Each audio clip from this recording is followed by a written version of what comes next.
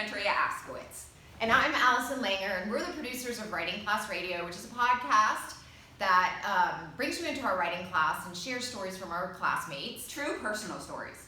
I just want to make that point. These is true personal stories. Right, but they're not made up. They're just real shit that's going on in our lives, and a lot of it's really intense. But along the way, we're going to give you tips. We give you tips on our podcast, too, that teach you how to write your own stories. So they're inspiring. You know, our fans love it. Our listeners write us great stuff. So be one of our listeners. But here we are on YouTube. We are doing free videos because we want you to learn how to write better, your stories better.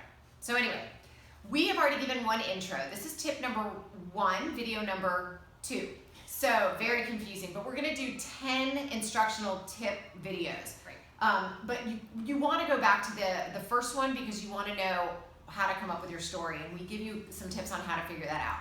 Right. So once you find your story and once you have a rough draft on paper, here is our number 1 tip, which is how to start your story.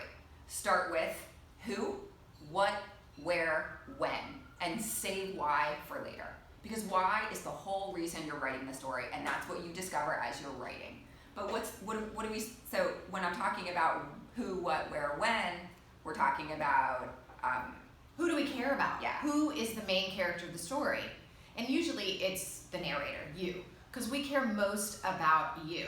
And we want to know where you are in time. How old are you? When did this happen? What's going on in your life? So we want a brief. You've got to be able to spit that sort of into the very first paragraph in a very brief way so that you can get your listener, get your reader to understand what's going on and to want to follow along. Starting with who, what, where, when is just a very natural way to start a story, and it helps bring the reader in to know who the reader should care about. It's just pretty simple. That's what I said. That's what she said. All right. What she said. This apple is ridiculous. I'm sorry it's in every video. It's her idea. Anyway, if you want to know more about writing, listen to our podcast and visit us at writingclassradio.com. See you there. Bye. Bye.